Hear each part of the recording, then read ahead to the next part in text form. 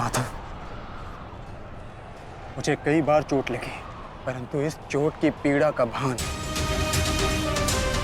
मेरे मन को विचलित कर रहा है। कहीं ये कोई संकेत तो नहीं?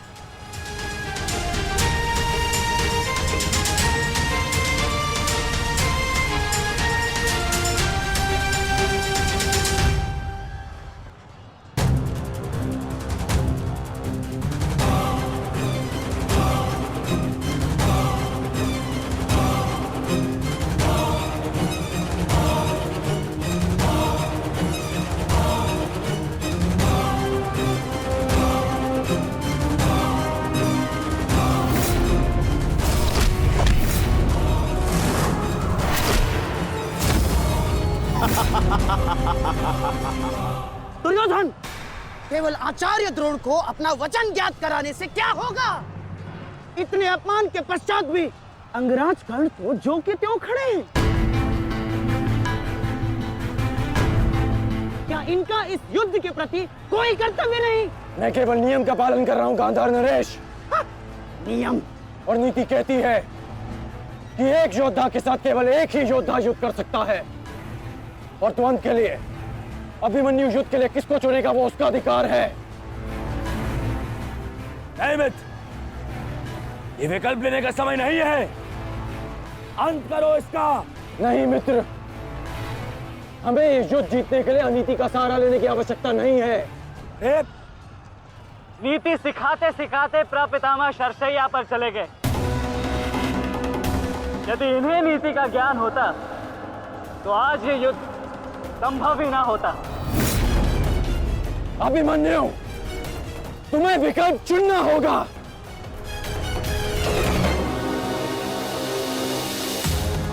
तो फिर मैं आप सबको वन के लिए चुनता हूं।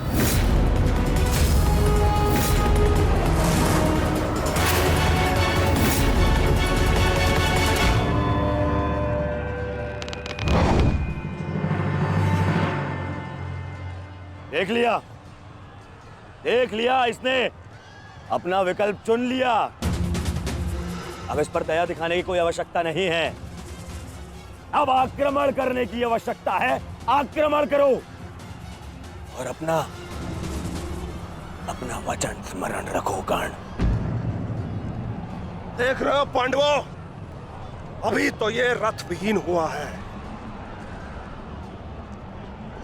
फिर निशस्त्र होगा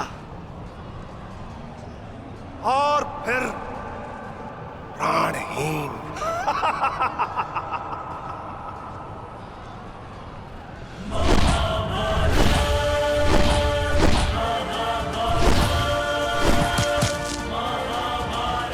ये क्या कर रहे हो? धनुष विहीन करो इसे।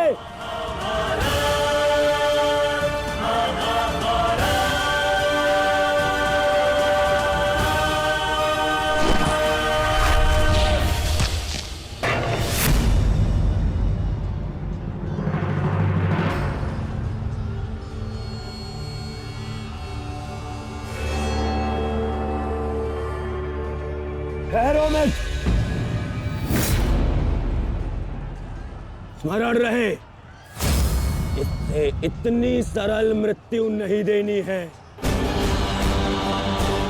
सूर्यास्त होने तक इसकी श्वास इससे अलग नहीं होनी चाहिए। अबे इसे बहुत पीड़ा सहनी शेष है। मित्र, ये एक योद्धा है, इसे योद्धा की मृत्यु दो।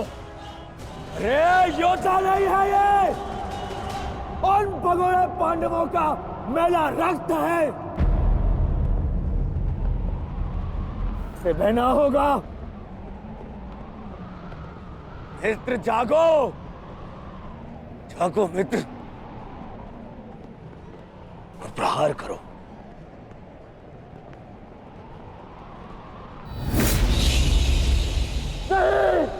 नहीं अंगराज, ऐसा मत करो, यह अधर्म है।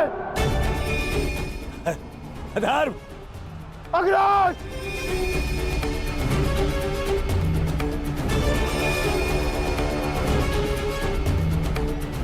सार, स्मरण करो, स्मरण करो कैसे इन पांडवों ने तुम्हारे पुत्र को मारा था। दया तो इन्होंने भी नहीं दिखाई थी उस पर।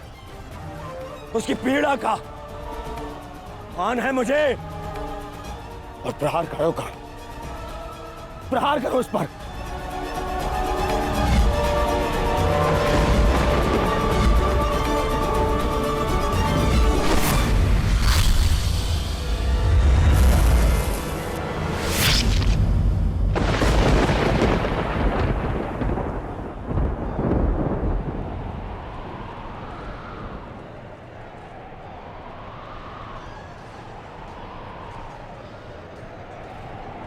अभिमन्यु पुत्र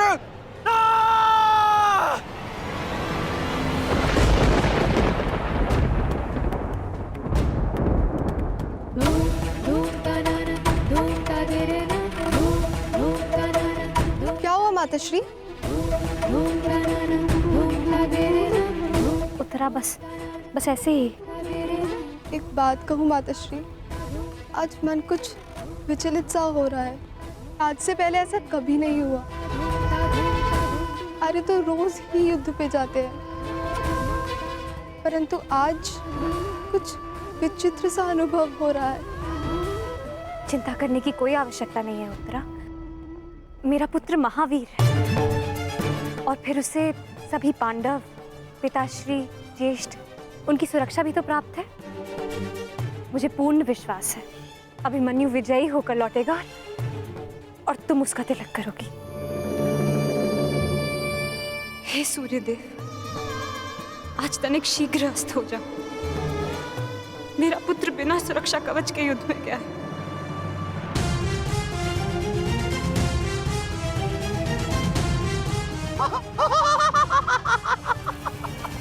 बालक, तुम्हें सबके साथ युद्ध करना था ना? करो करो युद्ध।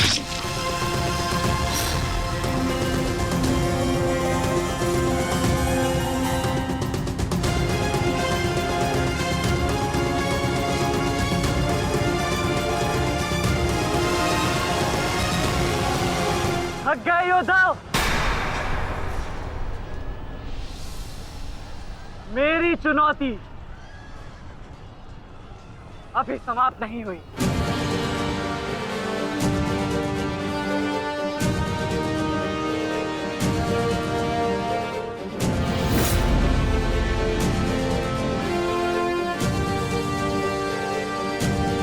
आचार्य द्रोण,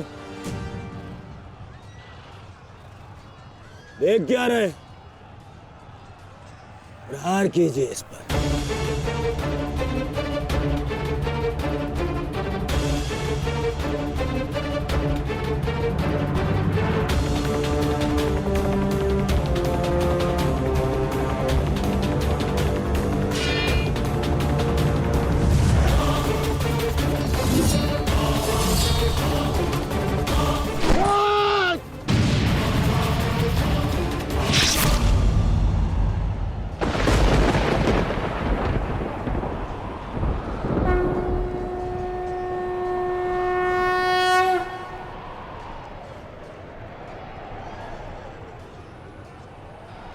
अब ठीक है ना माधव?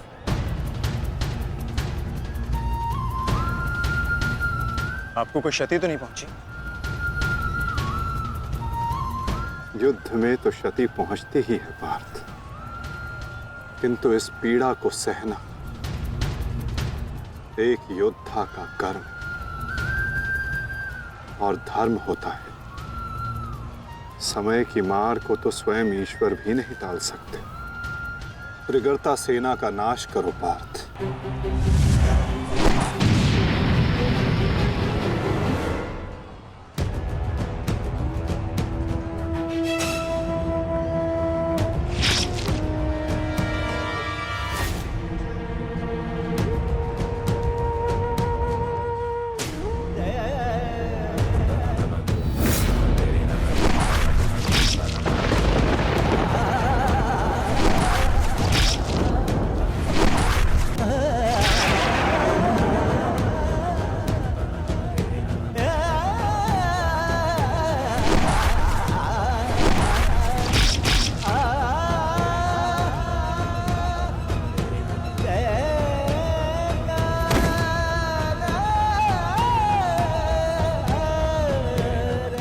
द्वंद्व अभी शेष है। मैं महारथी अर्जुन का पुत्र हूं, महारथी भीष्म का प्रपुत्र, वासुदेव कृष्ण का भांजा। इतनी सरलता से नहीं मरने वाला। अरे ये द्वंद्व अभी शेष है। अभिमन्यु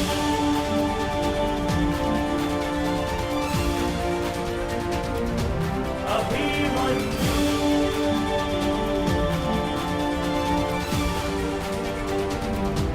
अभिमन्यु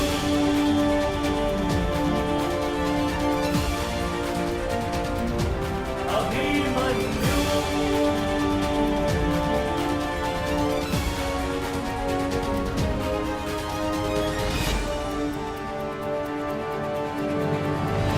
बस करो दुर्योधन, अभिमन्यु के लिए इतनी पीड़ा पर्याप्त है। देखो इसकी दशा।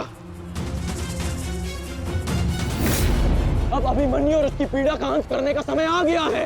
नहीं, मेरे अपमान के घाव अभी भरे नहीं है। केवल मेरे आदेश का पालन करो। अभी इसकी मृत्यु का समय नहीं आया है। जीवित रखो इसे, पर प्रहार करो।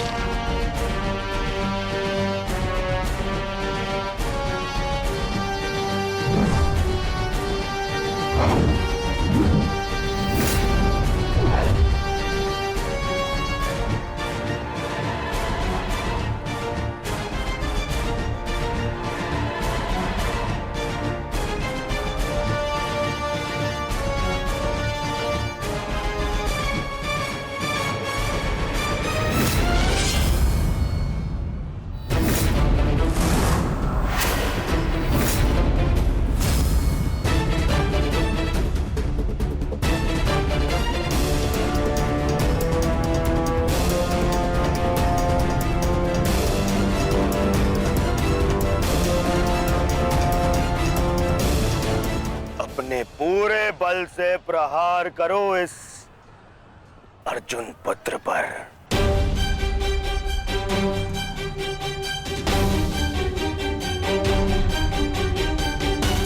और स्मरण रहे,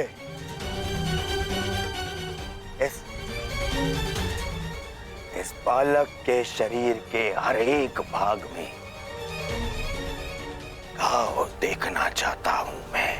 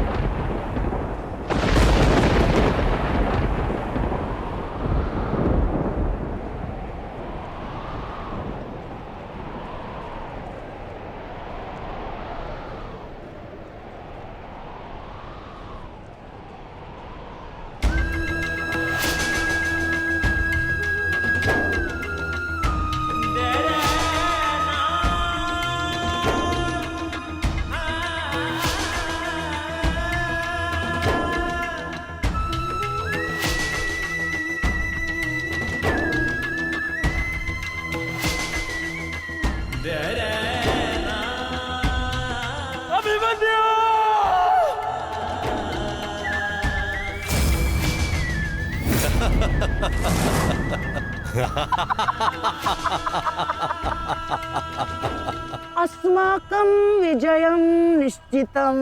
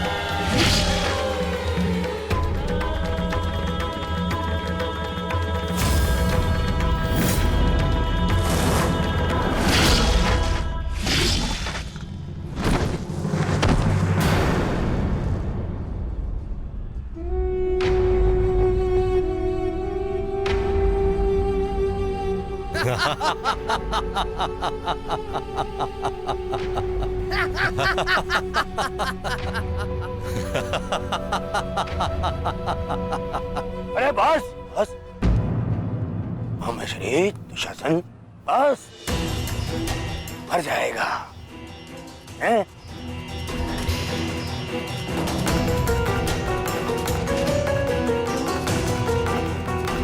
क्यों?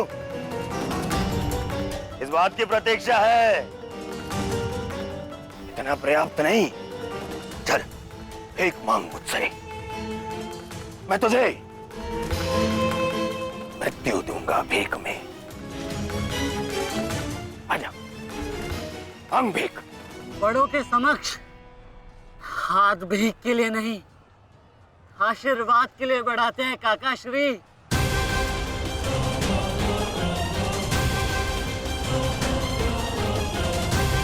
आशीर्वाद दीजिए।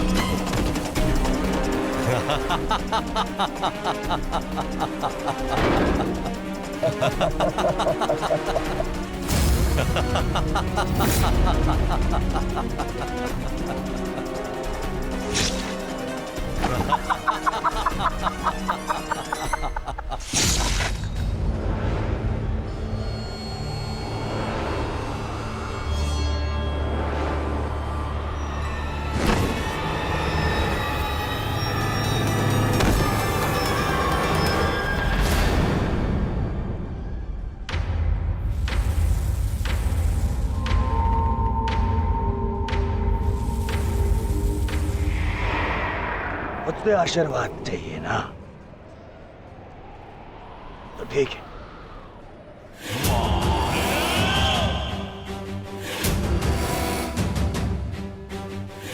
नहीं दुर्योधन, जाने दो उसे।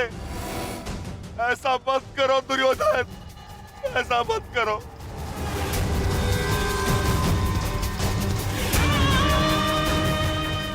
चाहिए तो उसके स्थान पर इस रिकोदर भीम के प्राण हर लो, पर मेरे पुत्र अभिमन्यु को जाने दो। क्यों? मेरी पीड़ा भूल गए? तुमने दिखाई थी दया मेरे भ्राताओं पर, किंतु मैं तुम पांडवों के भांति निर्दयी नहीं हूं। ठीक, तुम्हारी विनती स्वीकार कर लेता हूं।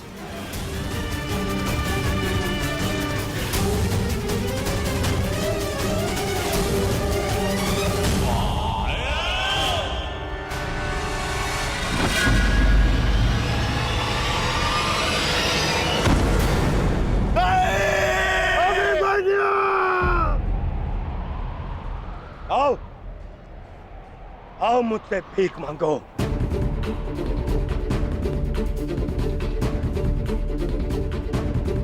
आओ बालक, आजा।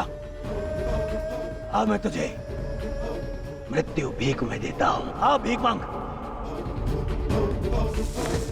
आजा। हाँ,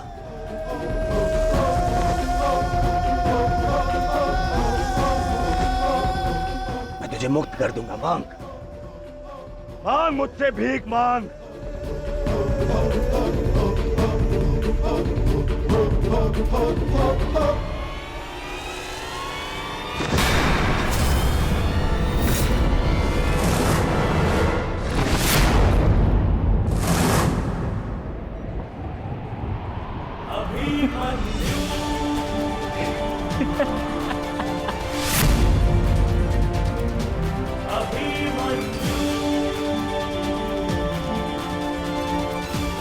कहा था ना मैंने काकाश्री, जब जब मिलूंगा वस्त्रहरण करूंगा।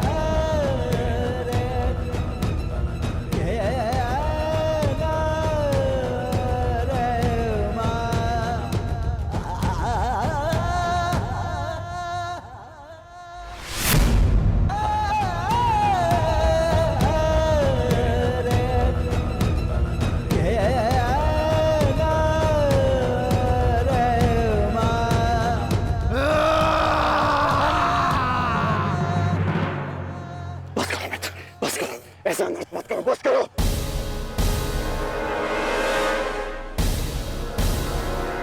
नहीं मित्र, देखो अभी सूर्यास्त होना शेष है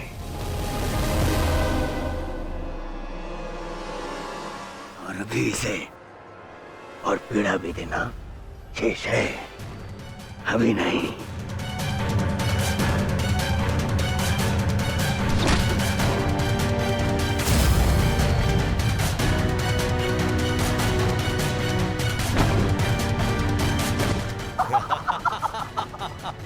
मारो इसे, जब तक इसके मुंह से चीख ना निकले मारो। मुझे इसकी चीख सुनाई देनी चाहिए, मारो।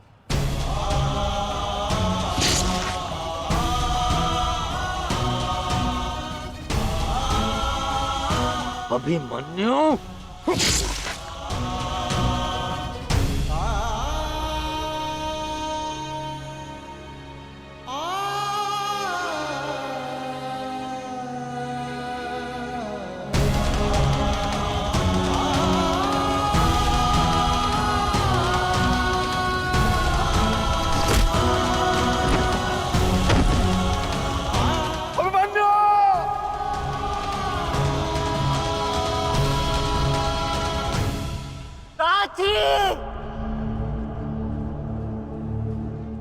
माता से कहना कि उनके अपमान का प्रतिकार अंत तक लिया उनके पुत्र ने।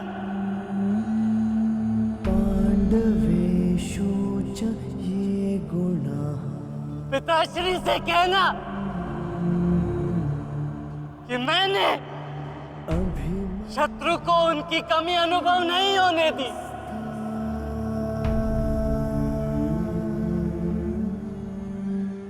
उत्तरा से कहना कि उसके पास मेरी संतान को सुनाने के लिए एक महान कथा है।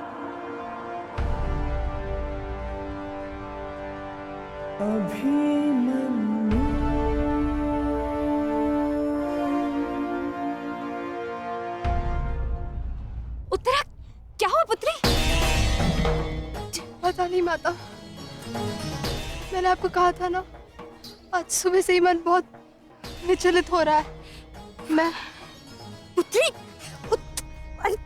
अरे कोई वैद्य को बुलाओ।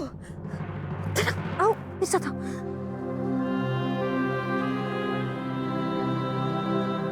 मामा श्री से कहना कि संसार में उनके चक्र का सामना कोई नहीं कर सकता।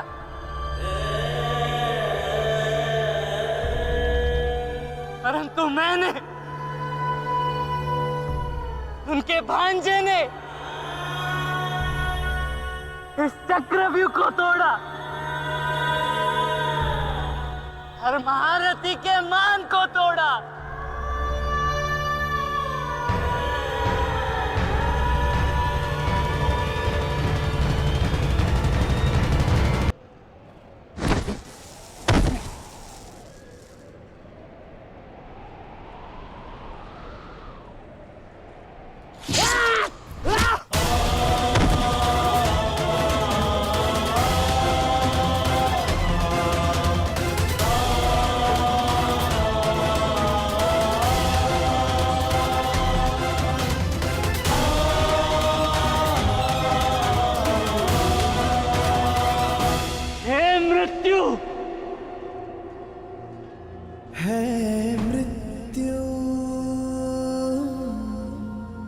तैयार यदि तू आने को,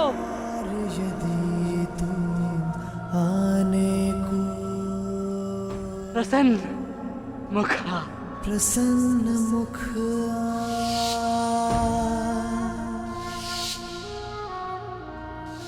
पिताश्री,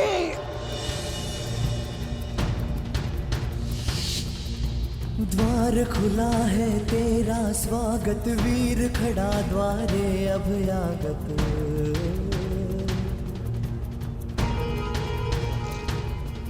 बाहें फैला के मुस्कुरा के करता अपने अतिथि का स्वागत।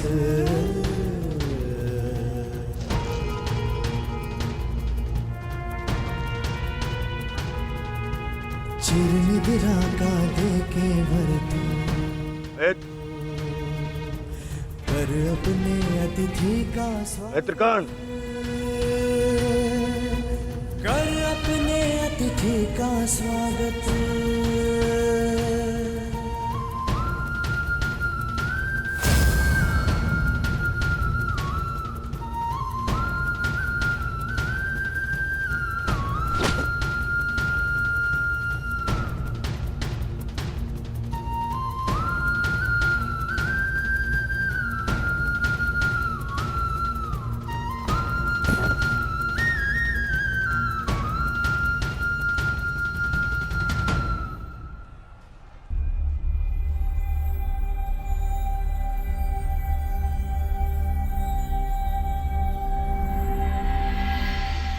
बस पुत्र, शांत हो जा।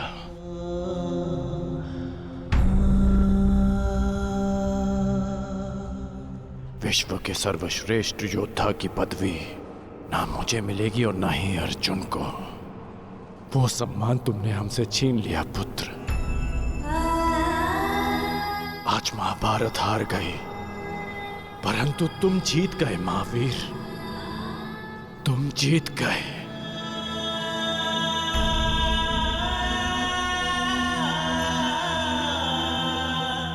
मुझे गर्व है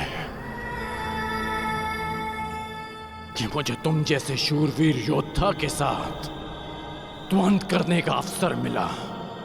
समय आ गया है, अब मुक्त हो जाओ पुत्र।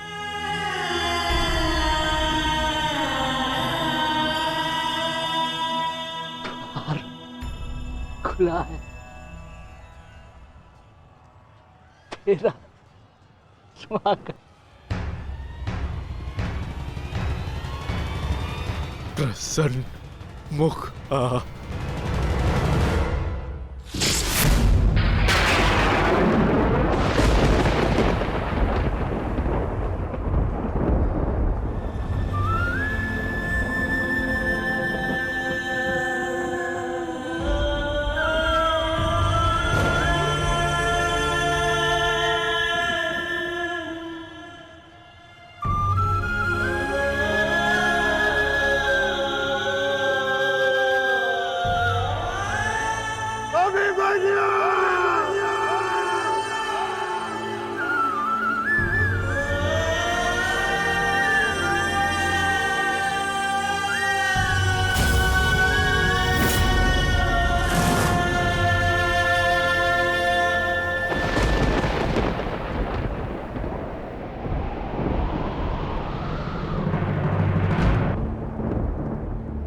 ये चकृष्णे गुणास्फितः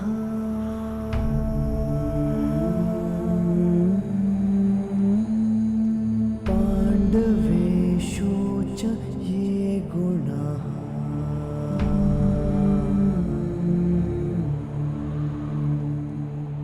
अभिमन्यु किलेकस्था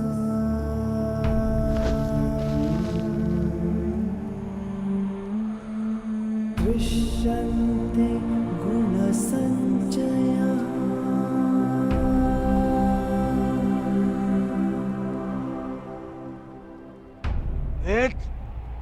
ये तुमने क्या किया? मैंने कहा था मुझे इसकी चीखें सुनाई देनी चाहिए। इसके प्राण अभी नहीं लेने हैं, सूर्यास्त नहीं हुआ है। सूर्यास्त हो चुका है।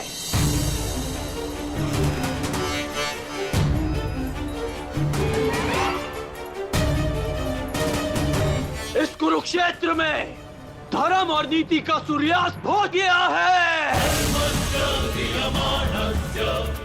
इस सूर्यास्त के पश्चात आकाश का रंग काला नहीं, रक्त सा लाल होगा।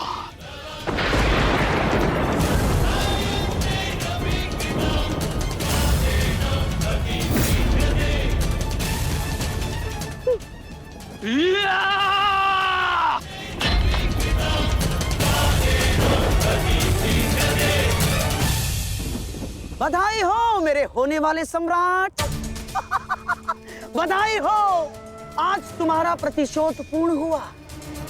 आज पांडवों को वो हानि पहुंची है जिससे वो जीवन भर उभर नहीं पाएंगे।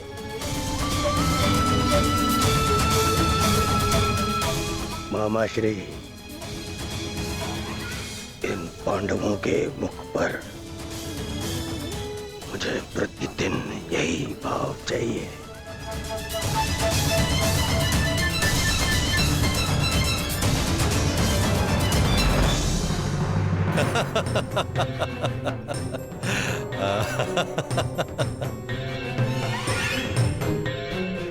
मंतव्य पूर्ण हुआ। अब शीघ्रता से गंतव्य की तरफ चलो। चलो।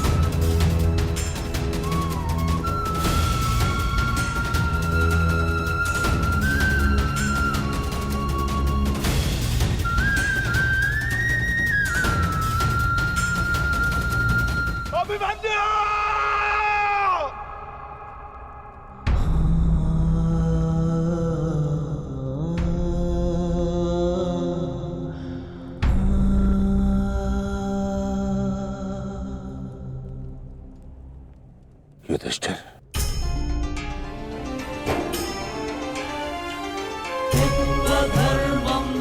ये मुझसे बहुत बड़ा पाप हो जिसके लिए मैं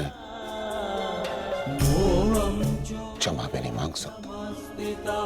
पता है युधिष्ठिर, मेरे लिए सबसे बड़ा दंड क्या होगा? जो मैं अपने प्रिय शिष्य से कभी दृष्टि न मिला पाऊंगा। वो शिष्य जो मेरे लिए सबसे अधिक प्रिय है, अर्जुन।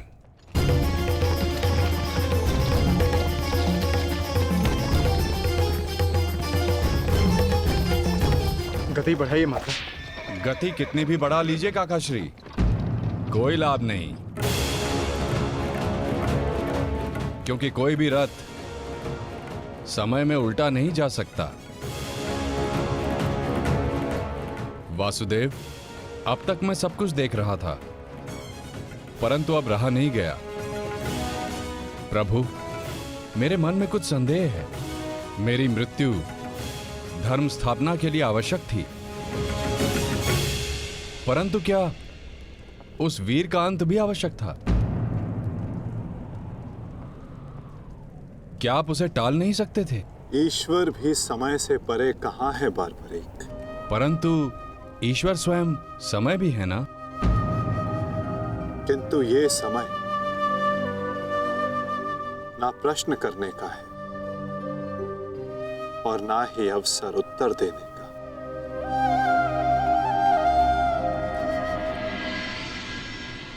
सूर्यास्त हो जाए तो भी विलाप नहीं किया जाता,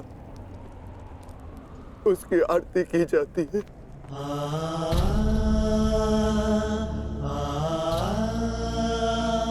आज आपके प्रिय शिष्य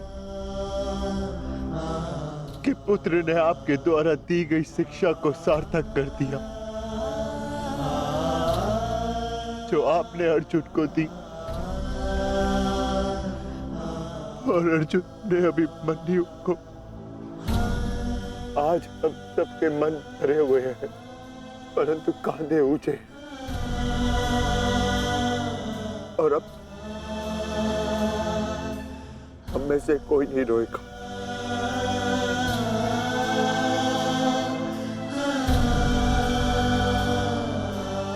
क्योंकि अभिमन्यु की यही अंतिम इच्छा थी। आप मुझसे कुछ छिपा रहे हैं माधव, बताइए मुझे। किस वीर का अंत हुआ? युद्ध बलिदान मांगता है पार्थ, और युद्ध में केवल एक वीर ही वीर गति प्राप्त करता है। नहीं, ये मेरा उत्तर नहीं है माता। मुझे सत्य जानना है। क्या हुआ है युद्ध भूमि में? क्यों आप सुशर्मा के साथ युद्ध में इतने व्यतीत थे? क्यों मेरा मन इतना अशांत है? क्यों मैं भय से इतना कांप रहा हूं? क्या ये सभी संकेत किसी अपने की मृत्यु का भान करा रहे हैं? जब तुम्हें सत्य का भान हो चुका है पार्थ,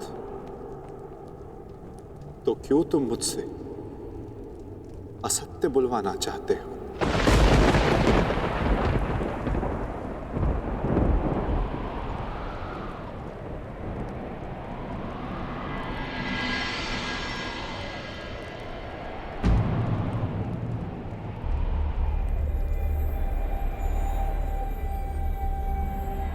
अभिमन्यु?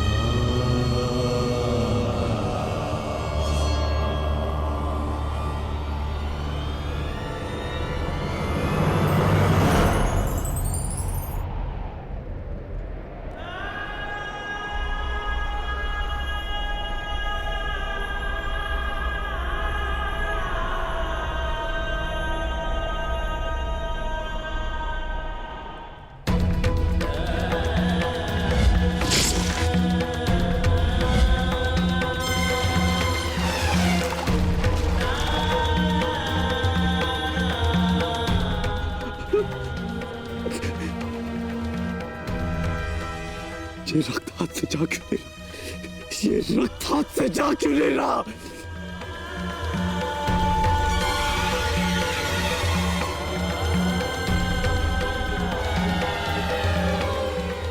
ये रक्त मेरे हाथ से नहीं जाता।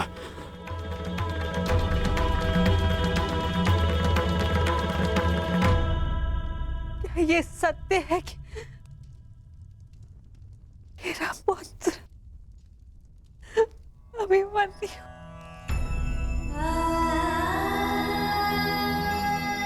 कर्ण, क्या ये सत्य है? आज अभिमन्यु की मृत्यु नहीं हुई है, आज धर्म और करुणा की मृत्यु हुई है। नीति और चेतना ने मौन साधा है। आज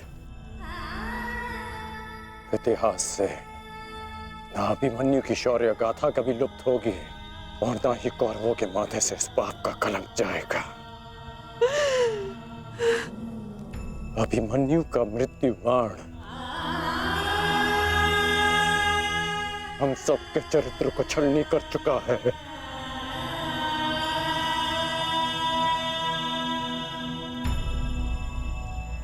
मत राजमाता, मत रोइए आप।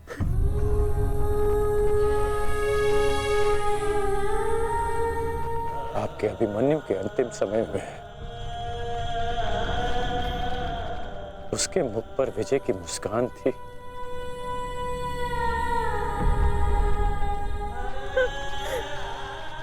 मेरी आपसे विनती है, मेरी एक विनती स्वीकार लीजिए। आज आप राजमाता नहीं, अपने पुत्रों की माता होने का धर्म निभाइए। आपके पुत्रों को आपकी आवश्यकता है।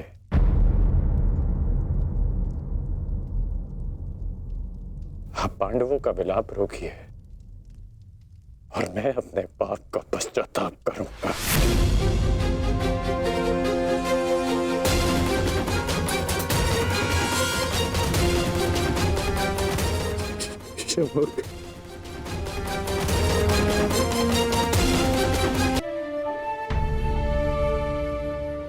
अभिमन्यु का शव उठाइए सम्राट।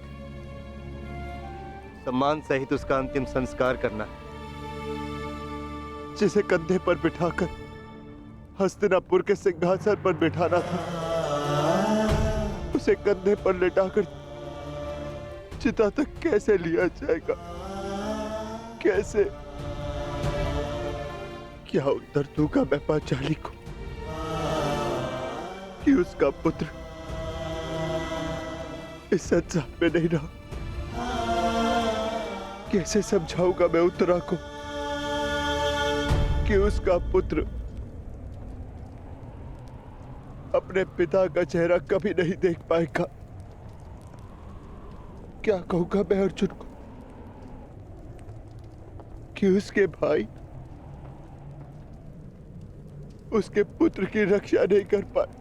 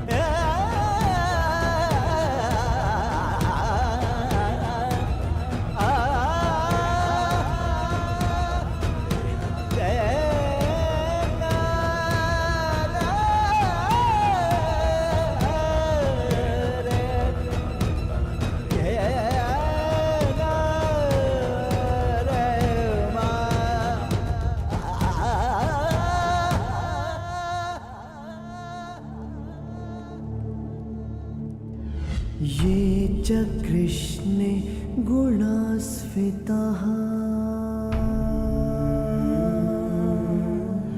मैं आपको विश्वास दिलाता हूँ पिताश्री कि युद्ध भूमि में आपकी कमी शत्रु को अनुभव नहीं होगी। जब आप सुशर्मा का नाश करेंगे तो आपके पुत्र के शौर्य की कीर्ति आपका स्वागत करेगी।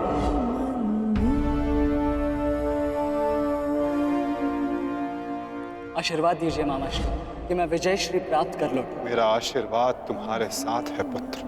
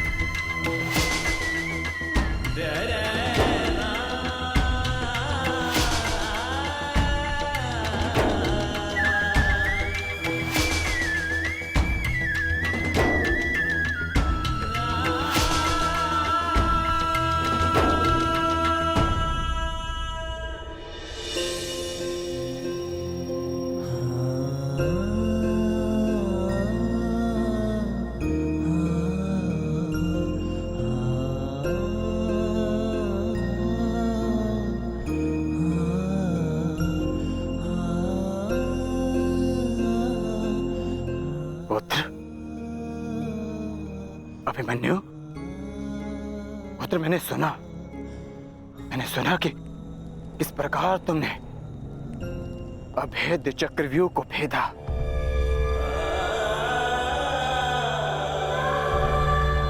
मैंने सुना कि किस प्रकार तुमने दुर्योधन के अहंकार को भेदा।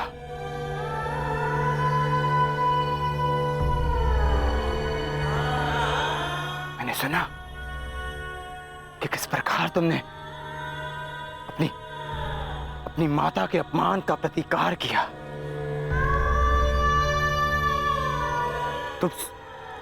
तुम सुन रहे हो? मैंने सुना। मैंने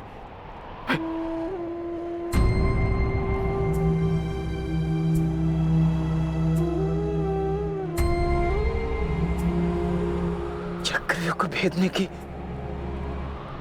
कथा पूरी क्यों नहीं सुनाई?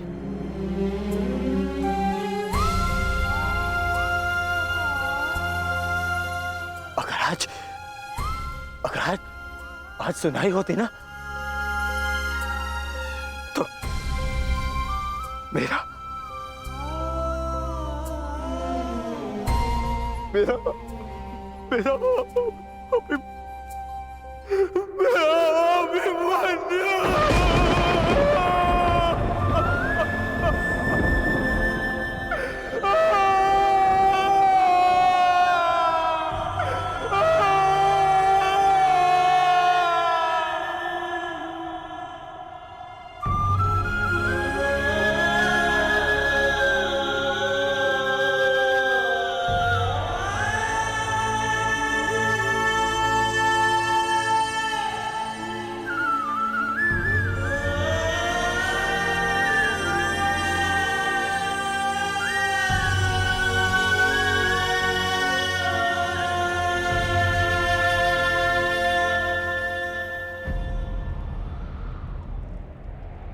जब एक रोता हुआ पुत्र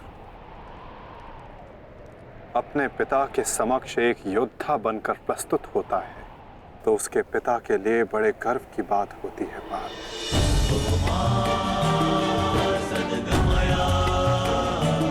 और जब एक योद्धा पिता अपने वीर पुत्र के समक्ष रोता है तो वो पुत्र के लिए बड़े अपमान की बात होती है।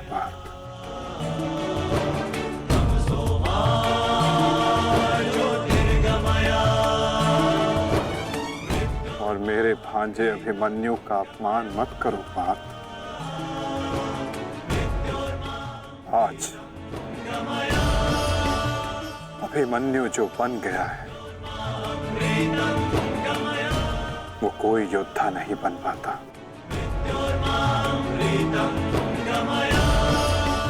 आज वो विजेता नहीं, एक महान, एक वीर, शूरवीर योद्धा बना है।